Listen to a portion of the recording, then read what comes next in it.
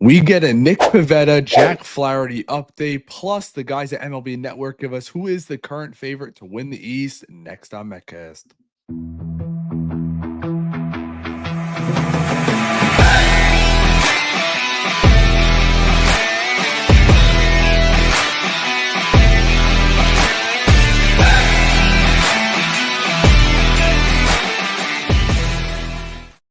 Welcome back to the channel, friends. As always, I am Rain. Forgive me for I am a little bit under the weather today, but that is not going to stop me from bringing you guys the latest in regard to the Mets, the NL East, and all around news around baseball. Again, if you like our channel, we kindly ask you to like and subscribe. And if it's your first time here, welcome. So I want to get into first a video from MLB, John Morosi, excuse me, talking about Nick Pivetta. Now, remember, just about a month ago, the Mets allegedly met with Nick Pivetta and his agent, somebody who they are really interested in, coming from Boston. The only downside to him is I believe he did get the qualifying offer and rejected that. So that means another draft pick would be attached to him. But you know that the Mets already gave up a draft pick when it comes to Juan Soto. I don't know how many other picks they would want to give up. But hey, if you're trying to win now, he might be a win now player. Let's see what John Morosi had to say. Both could make teams better. Where are we on both of them on this Friday? Yes, let's start with Pivetta. Okay. Pavetta's market is somewhat complicated by the fact that he is attached to a draft pick. He was one of those players that we talked about. Yes, he was one of those players we talked about, Harold, when the qualifying offers went out, and he had a decent chance to. The issue is he's already 32 years old. How many guys in their 30s are we going to have on this staff? You hear the rumors about maybe Quintana coming back for a year, maybe two, which I'm not a fan of the 2-year thing, but Sean Manaea is already 33. David Peterson will be 30. I mean, you go up and down this, Sanga's already in his 30s. You got to get young at somewhere in this rotation. Except the QO from Boston. Of course, he declined it and is still out there as a free agent. There are some teams that look at the other available options, specifically Jack Flaherty, because he was traded. I'm a little surprised for a guy who has not had a below 4 ERA in the last 3 years. He declines that qualifying offer. 4.14 ERA, 145 innings pitched. That KP9, that's what a lot of teams love. Last year, 10.6, 11.5, and 23. The whip is nice and low, which you like to see. He might be the kind of guy where David Stearns is like, I'll bring him in here, get him inside our pitching lab, and do work on him. It's worked for other players. Not attached to a draft pick. And so Flaherty's a little bit of an easier sign for people because they would not have to give up a draft pick to get him. With respect to Pivetta, one team I'll mention, and John Heyman has reported on them before, the Blue Jays are potentially a fit. The Blue Jays are literally involved in everyone. Think about that. The Blue Jays are in on him. They're in on Soto. They're in on potentially Alonso if Vladdy gets moved. They made a big offer for Corbin Burns. They've been left at the altar pretty much everywhere. So why not include them in on Nick Pivetta? For Nick Pivetta, we know they were heavily involved in the Corbin Burns marketplace. Looking at him, Pivetta, of course, from Canada, from Western Canada in this case. So yeah, that might help a guy that's actually from Canada.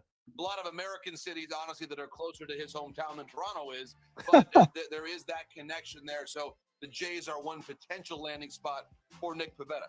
As it relates to Jurickson Profar, he signed. We're not getting Profar. But that's the update on Pivetta. I mean, it's only the Blue Jays right now, and we know the Mets were interested.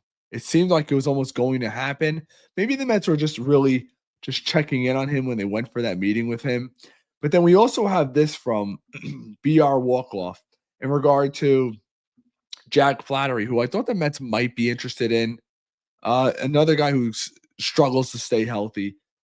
The Giants, Blue Jays, Tigers, and Cubs remain in the mix for Jack Flaherty per Mark Feinstein. I mean, he's a solid pitcher. Won a World Series with the Dodgers last year. He definitely doesn't have a pick attached to him, which might be enticing for some teams. I don't know. He's the kind of guy where it's like another guy that's has injury history, can't stay on the field. and he's not a front of the line guy. That's why I keep saying a guy like Luis Castillo. I'm trying to think of who else might be out there. If the rumors are true that San Diego is willing to listen into some of their stars and want to take away some of their money and throw it onto other teams, could you somehow, if you're willing to take on Yu Darvish and that $18 million a year for the next 4 years, could you pry Michael King away? Give less back to San Diego? Michael King's a legitimate 1 or 2.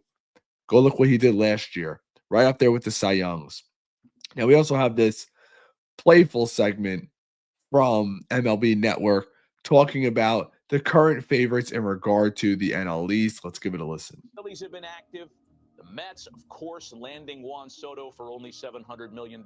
No big deal. And then the Nationals signing Josh Bell, trading for Nathaniel Lowe, putting some power into the lineup. Al, who would you guess, without looking at it, is the favorite to win the NL East? I would say the Braves. Well, let's reveal. I'm thinking the Phillies. Braves are right there, but the Braves can never stay healthy. You are correct. The Braves are the shortest shot on the board at plus 145. So they're banking on health, right? Yeah. Return to normalcy. They got to improve that rotation. Acuna healthy, Strider healthy, etc. They just lost Fried.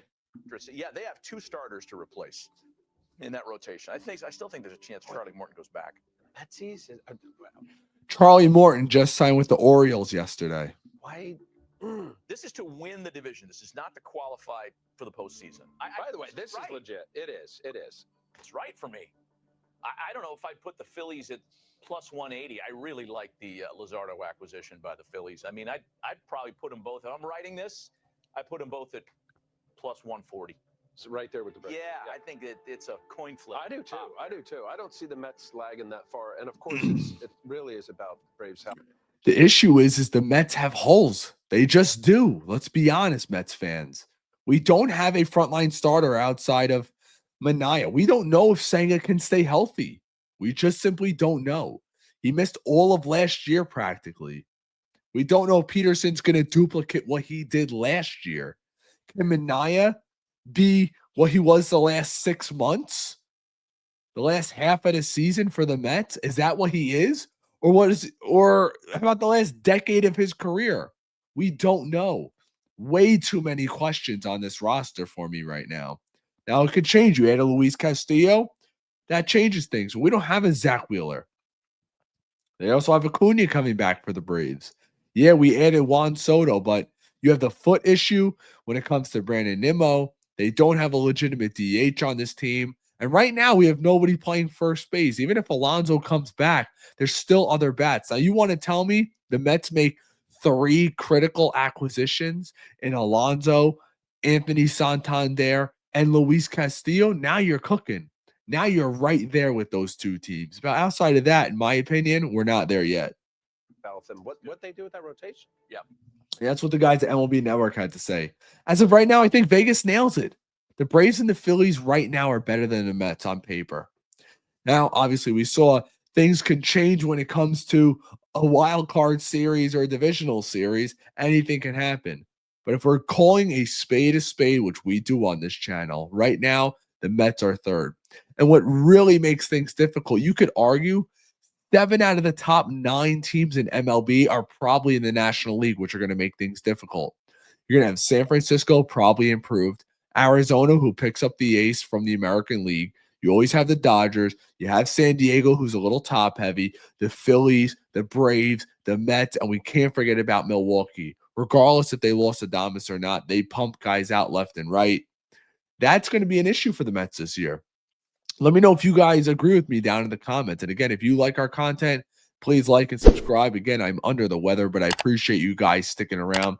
As Mets content and information trickles in, I'll be sure to bring you guys videos. Maybe go live if it's a big breaking news. Maybe with Dan. If Pete comes back, Santander, the Mets swing a trade. I think there's a lot more to happen in the offseason, and we got to be patient as fans.